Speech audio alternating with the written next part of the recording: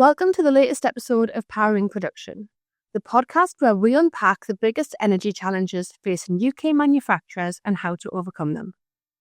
Like and subscribe to stay updated with the latest episodes. So welcome, Phil. Thanks for joining us today.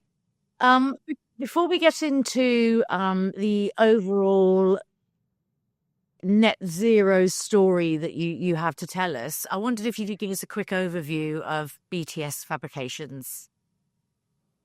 Yeah, BTS is a family firm. We've been going since 2006. I've been in the industry since 1985 in construction, metal, rain screen, and because we wanted to get into the high-rise student accommodation and hotels, and it's all the facades and the flashings and the fancy rain screen that you see on the front of like high corporate buildings such as Debenhams and the student accommodation that you see around the country with RG Group. And I came to BTS in 2009. And we started off with baby steps. We had a very small team. There was only 6 of us, and my wife used to come down part-time and help us with the accounts and make us sandwiches. So we were working 18-hour days just to keep the... Because we set up in the middle of the recession in 2009. It was a difficult time, but it was the most enjoyable period of my life. Really enjoyed it. And quickly, the business accelerated. We started off in Spennymoor, but we came across the Newton Aycliffe in 2012. We grouped our pensions together and bought this premises where we are now, which showcases all of our products. Through the years, we've invested heavily in automation. It's helped our efficiency. I've been across to Germany and Austria and Italy and looked at some fantastic machinery, which has totally revolutionised the way that we work. And we've quickly grown from tiny steps in 2009 to £11 million turnover last year. So what motivated the business to make a commitment to becoming fully carbon neutral? Well, originally back in 2015, it was for commercial reasons. We had ISO 14001, and that became a bit of a catalyst to get us into certain schemes. But then we invested in the biomass. We had our first biomass burner back in 2015 at the same time, and that still heats our factory and our heating now. And we just thought it was the right thing to do, and we had that mindset that we wanted to be the first to get to these technologies. And then it just took off from there back. It really kicked in when we got we set off with a BTS forum, like a works committee. So in 2021, after COVID, we got a team of about 12 of us together, and we all went around the table and we asked everyone in the business. We operate as a stakeholder model. We don't operate as a top-down business model. So we want our people to help make the decisions, which is very important when you're making decisions on sustainability. And our people wanted to be part of the sustainability journey. How did you, so when you all kind of sat down, how did you define what your goals were, what sort of boundaries you were looking at? How did you sort of make a start on it? Well, we got experts. I spent a lot of time doing research. I spoke to a lot of people. I'm probably going to come to it later on and with some of the questioning, but yeah, we had a lot of people who didn't understand it, who were trying to give us advice.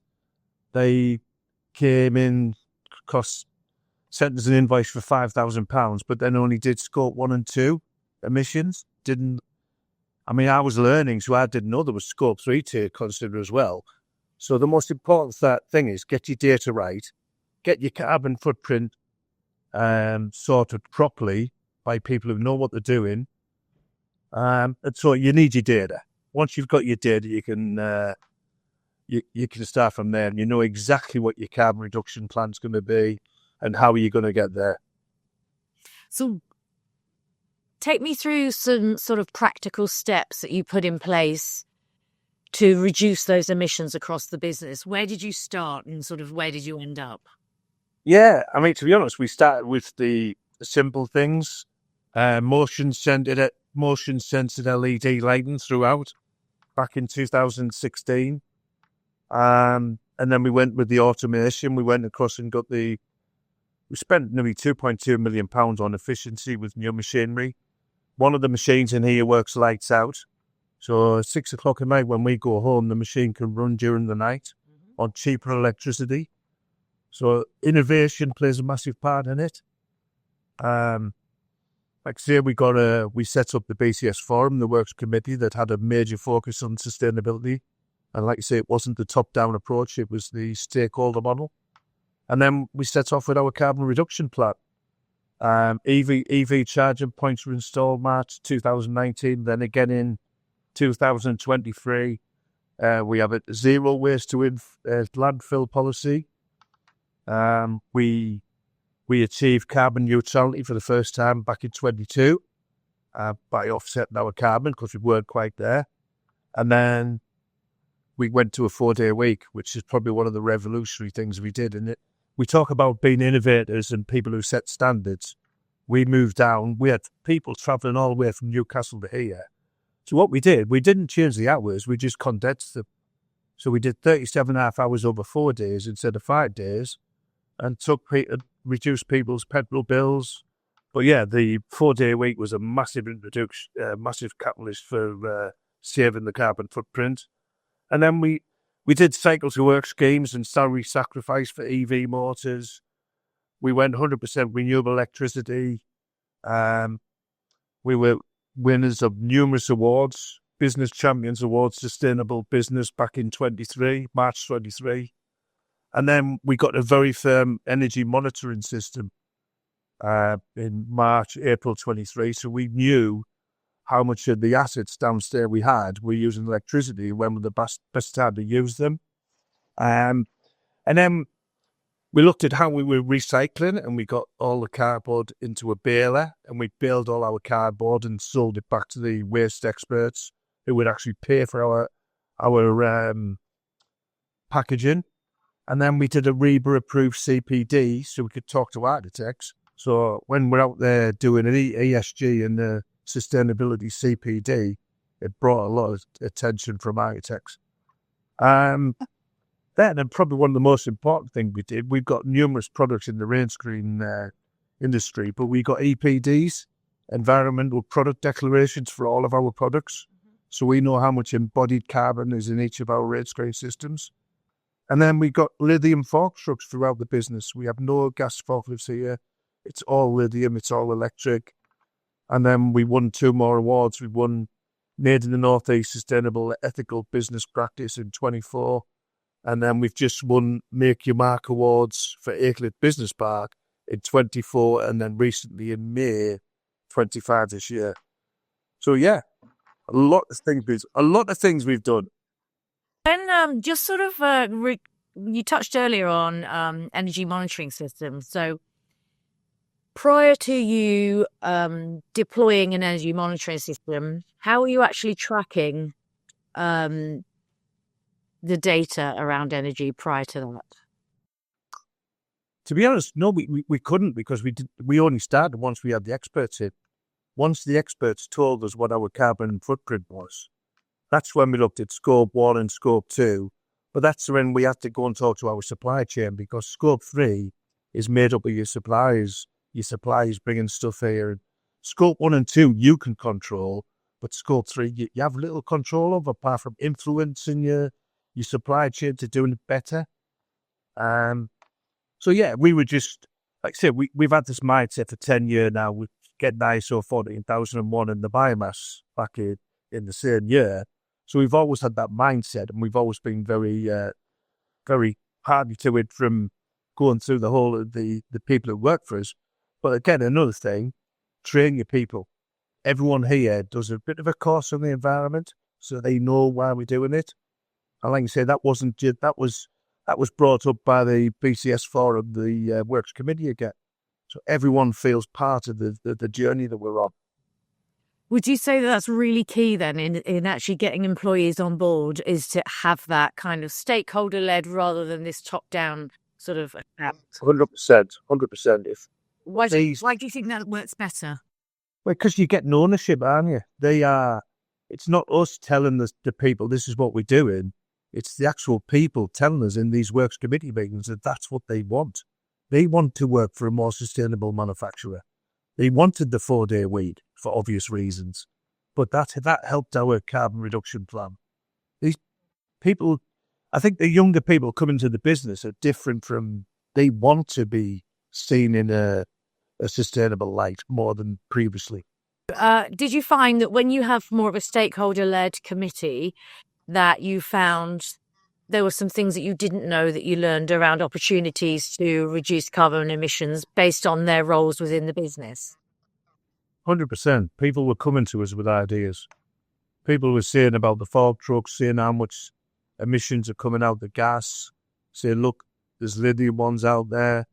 People were asking us about what we're going to do with solar. I mean, we've had people here with new innovations, because it's hard to get planning on the estate for like a wind farm, but the innovation that we were looking at was like one of our employees said, I know that I've heard of this business that does it this way, and they've got this wind turbine with no moving parts. So there's a lot of stuff being brought to the table by our team that if you had a top-down approach, you wouldn't get these people bringing it to the table.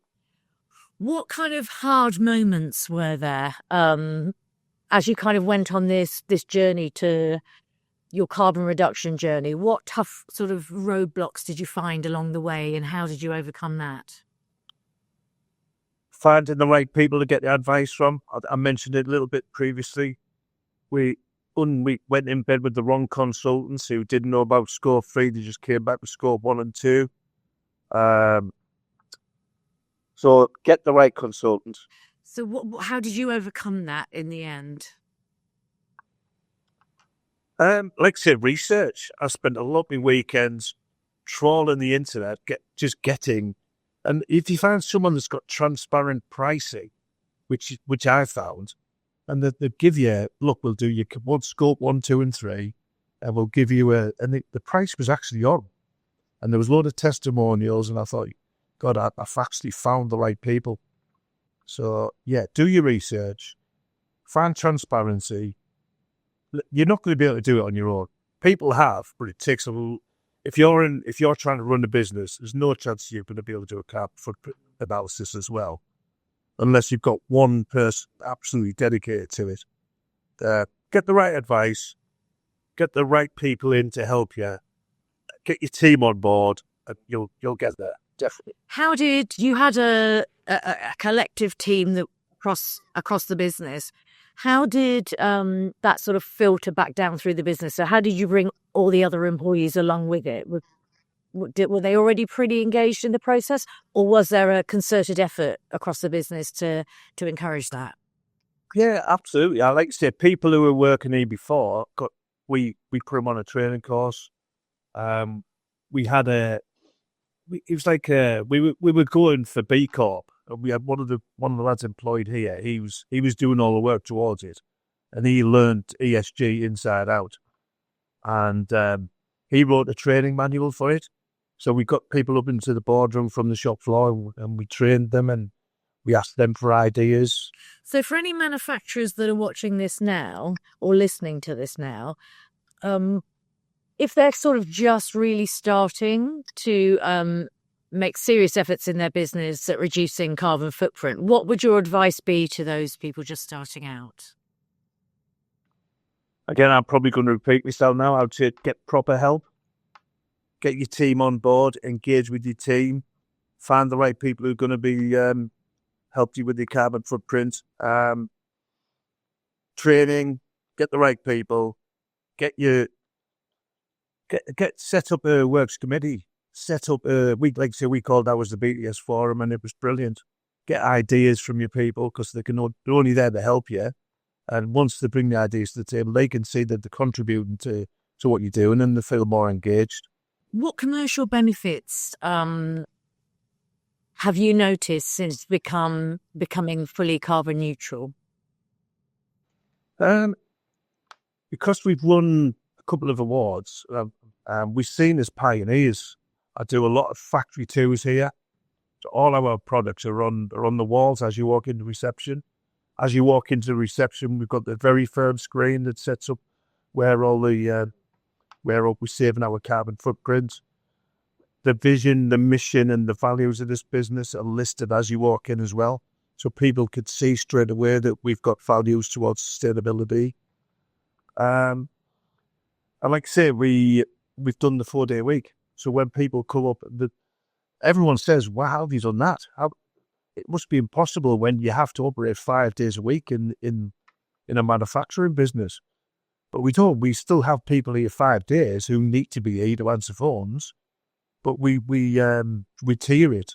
So they'll only be here 4 days, but they might have a Monday off to come in the Friday. So I think, like I say, because we market our business very, very well, people have noticed what we're doing, and I get a lot of questions. And when they actually come here on factory tours or what we see on LinkedIn, people learn from what we've done and see why we've done it. So how do you keep the momentum going? What's next? Just keep on doing what we're doing. We've got to maybe, I'm being candid here, we've probably got to move away from offsetting, which is where we have to get a net zero. I'd like to reduce our carbon footprint down to nothing. We need more renewables on site, but keep engaging with your people, keep them informed, keep the committee going with the stakeholder operation, so it's not kept down as a top-down approach, and just keep embracing it and keep empowering everyone who's involved in the business. Fab. Well, thank you for joining us. It's been lovely to have a chat with you. It's been really interesting.